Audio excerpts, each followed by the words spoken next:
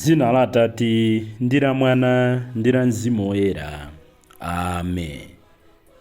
Ino ndiyo nthawi yabwino imene Mulungu akukomera mtima anthu ake. Ndikulandireni abale ndi alongo pano pa Tiyankhule na Ambuye. Lero ndi Loweruka pa 2 March chaka cha 2024 ndipo ndi tsiku la namba 16 la mbindikiro wathu wa nyengo ino ya Lenti, umene mutu wake tikuti ino ndiyo nthawi yabwino tisayiwale mawu amene anyamula mbindikiro wathu akuchokera mkalata yachiwiri ya Paulo yolembera mpingo wa kwa Korinto mutu wa 6 ndi 2. Ndiponso lero ndi tsiku la namba 16 la ulendo wathu wa masiku 40. Tikayang'anatu ndekuti pang'ono ndi pang'ono tikuchotsera, pang'ono ndi pang'ono tikupita chitsogolo. Ndiyesa nyimbo yake ingakhale ija yakuti onani tikubwera, onani tikubwera, inde onani tikubwera ku Yerusalemu. Mumvere iye. Sabata ino yachiwiri takhala tikulingalira mutu umenewu. Chimene tikuona chonena kuti Ambuye nsabatayi watichotsa mchigwa cha mayesero ndipo akutiyika pamwamba pa phiri kuti nkhawa zathu, mavuto athu apepukidwe. Mwampatsa chana Ambuye, mwanthokoza ndi chana Ambuye, mwantulira chana Ambuye. Pajatu aliyense ali ndi kajumbo ka mtengatenga ndi mtokoma titha kutero.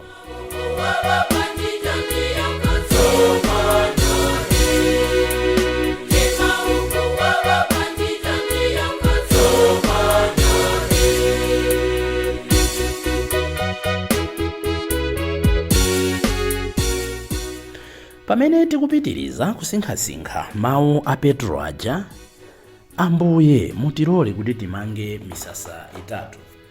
Lero timafuna tiyambe ndi kuonanso phunziro ili lakuti mkuyankhula kwa Petro kumeneku tikuonamo kudziwala, chifukwa akuti Ambuye mutilole timange misasa itatu, wina wanu, wina wa Mose, wina wa Eliya.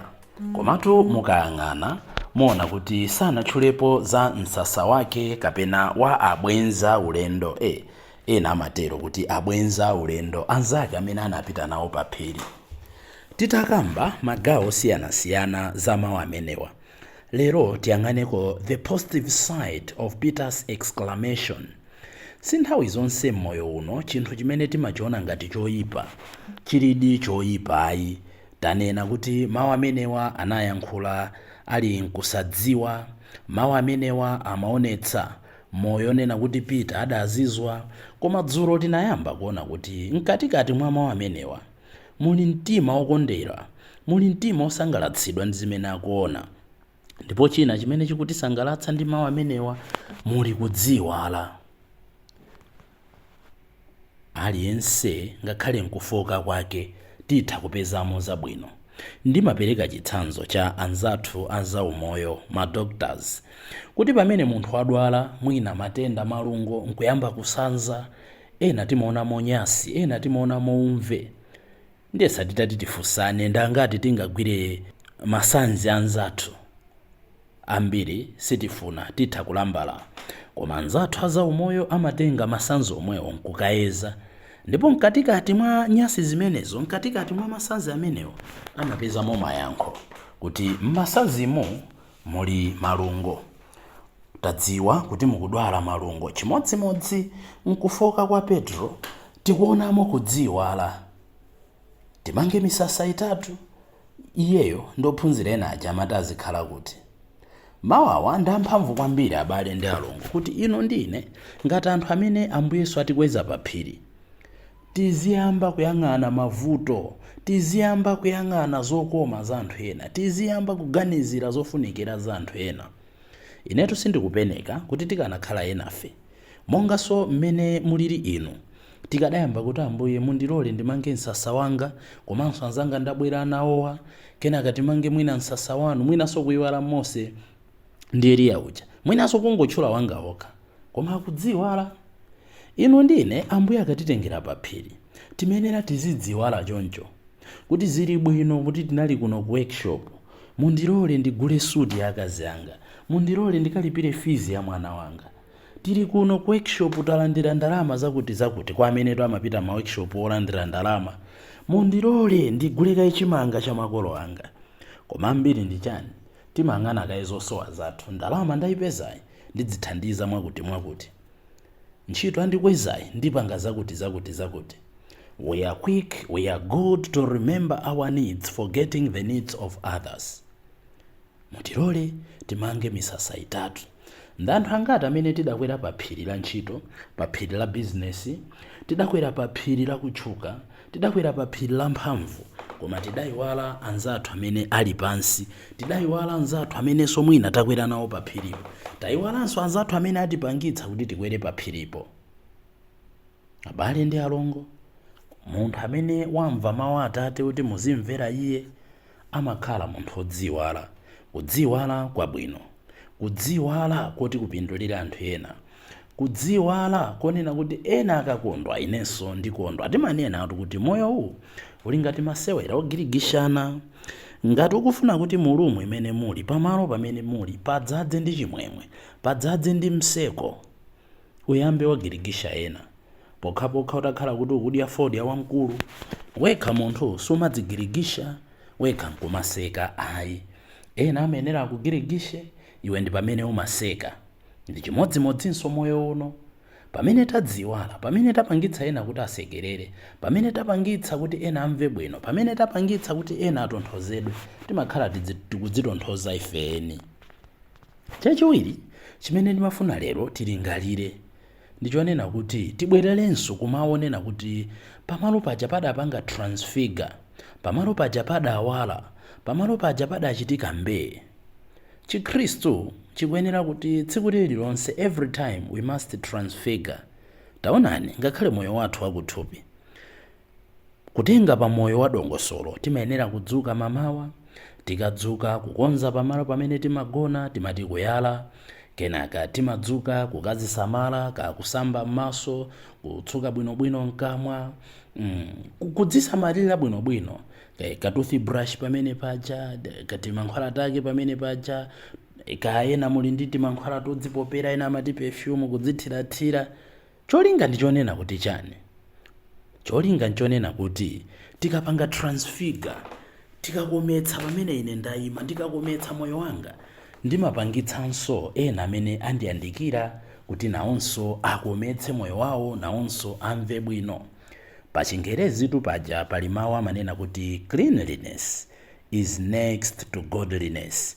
Kuti kukhala munthu waukhondo mchimodzimodzi kuyandikirana ndi Ambuye, ndi kuyandikirana pafupi ndi chauta.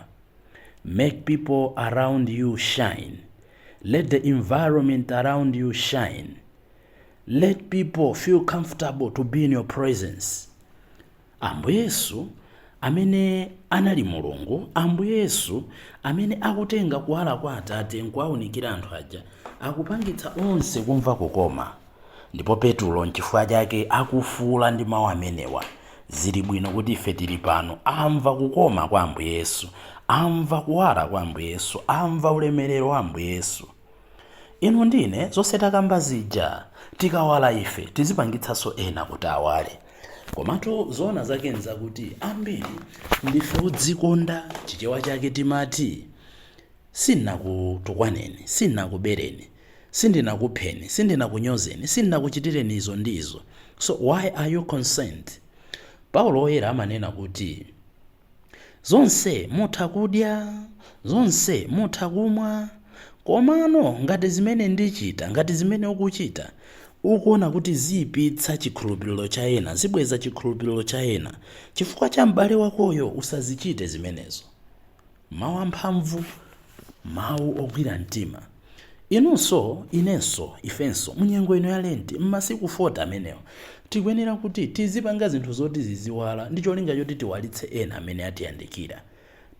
Ena sitimadzira badayi, ena sitimadzisamala. Anthu apita bwinobwino ku chechi, atenga mabanja awo, atenga ana awo, apita kuti akathokoze mulungu, koma chifukwa choti ine sindinazisamale nanga siku chechi timati kulibe tsankho, ndetu kukhala pa mpando umodzi, pa pew imodzi, kati nene kuti pa benchi imodzi, upeza kuti ineyo ndangopita ku chechi osasamba. Situnena kuti mulungu salandira mapemphero athu, koma pamene ndapita kukapempherako ndathandizena kupemphera bwino. Pamene ine ndipita osasamba ndikuveka mfungo ka mphuno mutuluka dzinthu, mkhutu mutuluka dzinthu, ndavala zovala zimene situnena kuti kupita ku chechi ndiye kuti kuvala zodula, koma pang'ono pokha ngakhale tizovala timene tikuoneka toperepetekato, titatipinda bwinobwino, titatisamala bwinobwino, kuti tsukuluza ndi madzi kuyanika pa dzuwa ndi kuvala kafungobi kakhala kena kake kosonyeza kuti munthu adzisamalira. Mmanomu ngakhale titanena kuti tilibiretu zinthu zochita kugula, makolo athu ankatiphunzitsa njira zosiyanasiyana, kutenga kanswachi kachilengedwe, kati tipanga za nsungwi, ka mtengo chamati wa mbula, ndikaphulusa patali kanchere patali. Tiona kuti tichotsa timafungo tina mkati mwathumu. Nkhani tunena kuti ifeyo tikawala tithandiza anthu ena kuti awale. Munthu amene sanadzisamale amapangitsa kuti anthu amene amzungulira nawonso asapeze bwino. Chimodzimodzi zakudya pamene tidya, we should be considerate. Imene amati mannerism, tilipo anthu ena tikamadya bolanso mbuzi ndi ng'ombe zimatafuna bwino. Funny enough, we don't care. Ndepa kudya kutafuna kuti pafu. Timapangitsa anthu ena mwina chakudya kuti asachimve kukoma, pamalo pamene amayenera kukhalitsa kuti achokepo mwansanga. Tiphunzitsane, tidzudzulane mwachikondi, komanso tiyambe ife eni kuti mmene ndavaliramo, mmene ndikudyeramo, mmene ndikuyankhuliramo, mmene ndikudzipangira presenting, am I transfiguring and making others to transfigure as well? Dzivere muntolo. Tsiku la lero Ambuye afuna tiziwala, chifukwa tikawala ife tipangitsanso anthu ena kuti nawo awale.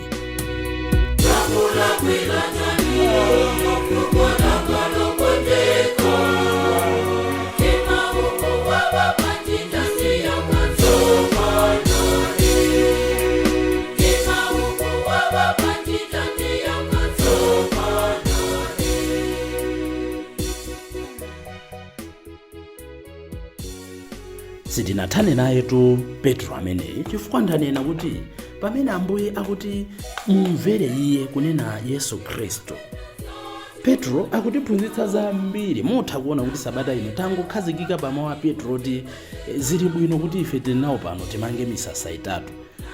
Chimenechi chikutikumbutsanso phunziro lina lofunikira kwambiri tsiku la lero, kunena kuti Petro si munthu amene amati kungoona zinthu nkuzisiya kuti zikhale choncho. Amati akaona zinthu amatha kuziyamikira, amati akaona zinthu amatha kuthokoza, amati akaona zinthu amatha kuyikapo mayamiko. Ino ndine si chinthu chovutayi kuti pamene taona zinthu zina zake zabwino zimene ena achita tizayamikira. Compliment others. Tauzena kuti mwachena, tauzena kuti mwayimba bwino, tauzena kuti mwapempheretsa bwino ansembe athu, tauze makolo athu kuti mwaphika bwino, tauze anzathu ena kuti iwo machena tandiphunzitsa mmapanga bwanji. Ndimafuna lero tidzipatse ntchito iyi. Tiyang'ane masiku a moyo wathu, tiyang'ane nyengo yathu ya Lenti, tiyang'ane chaka chino cha 2024. Tukamba zonena kuti lero ndi tsiku lachiwiri la mwezi wa Machi. Ndikangati tapangitsa anthu ena kuoneka kuti ndofunikira chifukwa cha mawu athu oyamikira. Pajatu mawu amalenga, mawu amatha kutemberera, mawu amatha kudalitsa, mawu amatha kuononga, mawu amatha kumanga, mawu amatha kulimbitsa, mawu amatha kupha. Petro akuti zili bwino Ambuye munatitengera malo oyenerera, Ambuye tikuthokozani mwationetsa ulemerero wa Mulungu. Akanatha kungozitenga zinthu for granted kuti kwawala, akuti uyu ndi Mose, akuti uyu ndi Eliya, zikomo tadziwako. Koma Petro akunena kuti zili bwino mwatitengera malo abwino, mwatichitira zozizwitsa. Ana athu alimbikira skulu, makolo ena basi timangoti zinthu zayenera kukhala choncho, mesa upanga tsogolo lake. Compliment them, well done. Ngati tili ndi kuthekera tatiyeni tapatse timphatso tosiyanasiyana to motivate them to do even better. Wakhoza mayeso, ndalama ndi 200, ndalama ndi 500. Wakhoza mayeso ndikugulira shati, wakhoza mayeso lero ndikakudyetsa sitidya pa nyumba, lero tikadya out. Wakhoza mayeso lero sugwira ntchito pa khomo pano, lero ndikubereka kunsana. Little things that may motivate our children. Ndana angati kunja kuno amene amapita ku sukulu ndi kukondwetsa makolo awo. Aliko ana ena makolo amapatsa china chilichonse, zakudya zabwino, makope abwino, school fees yabwino, sukulu yabwino, zovala zabwino. Mwinanso kwatumizira ntchito kumene akatenge ku sukulu. Zikabwera zotsatira za sukulu ngati masaizi asapato ndi 9 pa 100, 6 pa 100, 11 pa 100, akachitako bwino 15 pa 100. Koma ife tili ndi ana amene akuyesetsa nkuchepekedwa kwathu akuchita bwino. Compliment them. Mwana wanga wabwino, ndimakukonda. Ndipaja zikatero makolo timatha kunamiza. Ndi mwana uyu zero adatengera ine. Chonsecho tu ife tinkangokhalira may try. Koma akalakwa nditi mayamba kufunsa mwana ameneyo zero adatengera ndani. Inu azibambo, compliment your wives. Mwaphika bwino mwandikumbutsa malemu amayi anga. Oh, mwasamalatu pakhomo pano panathimbirira mmenetu inu munachoka. Taonani. Koma timaona ambiri, we take things for granted. Akazanu aphika bwino. Ndili kupali chikwina ndinkalalika uthenga omwe unapereka chitsanzo. Kuti azimayi wa msamango waona amapita ku saluni kumakhala china chake ngati chimphika. Kadzina lake amati chichani, amalowa mmene moja. Amatha kulowa mu 9 koloko, 10 koloko, 11 koloko. Mwina kumatuluka mmawani. Kubwera pa khomo abambo kukudabwa ndi mmene tsitsi likuonekera kumango ayang'ana akazi awo. Ayi. So too ino amayi ayimikireni abambo, ayimikireni amuna anu. Mwagula ndiwo zabwino, mwasamala banja. Abambo kuyesetsa kudzimana, chifukwa ati azibambo amakumana nazo. Kuyesetsa kudzimana, anapeza kandalama, kugula kakilo kanyama, kubwera pa khomo. Amayi mmalo mopanga compliment kuti zikomo phiri, mwatidyetsa nyama, tichotsa chikhwangu lero. Ndekumakhala kunyogodola. Alamuna akanagula tomato yemwe. Agule ndi tomato yemwe, akanakhala amuna lero akadagula ndi bread yemwe ndi zopaka zomwe. Agule bread ndi ndiyo, amuna akanagula apapa chakuti. Nthawi zonse kukhala osayamika. Akugulireni skate, osagula ndi blouse yomwe bwanji. Agule skate ndi blouse, agula chintundu chosakhala bwino. Learn to appreciate what others have done for you. Ponena izi, siri kunena kuti ndekuti mmoyo uno tikamakhala tizingokhala anthu amene we are seeking to be appreciated. No, koma kuyamikiridwa. Kapena pamene tiyamikira anzathu timasonyeza kuti ndife anthu amene tikumvera Mulungu. In fact, when we appreciate others, when we compliment others, timangoonetsa kuti ndife anthu amene timamvera Mulungu. Muli pa mpingo, muli pa parish. Kwaya yanu yaimba bwino. Si chimo ayi kwayamikira kwaya. Keep it up. Muli ndi ndalama Mulungu anakudalitsani ndi chuma chosiyana kuti as a way of motivating you ndikakugulirani mabuku a nyimbo. As a way of motivating you ndikugulirani uniform. As a way of motivating you akwaya mupange ulendo ndikutengerani kunyanja mukapume mmatipempheretsa bwino.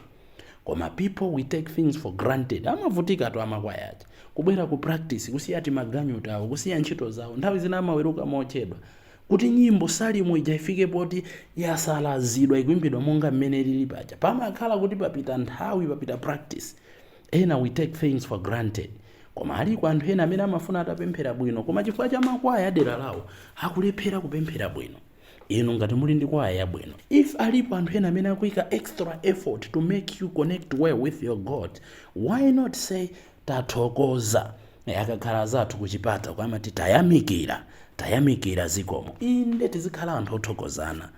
Petro akuti zili bwino kuti Ambuye mwatitengera pano, tiloleni timange misasa itatu. Ndipo mfundo yotsirizira imene ndipafuna tiyang'ane tsiku la lero pamene tikutsendera zokumbutsana zochitika za paphiri, ndikuona kuti Ambuye Yesu akutenga ophunzira atatu, koma tudziwa bwino kuti anali ndi ophunzira 12, koma akungotengapo the big 3, Peter, Yohane ndi Yakobe. Kodi ena wanali osafunikira? Ayi.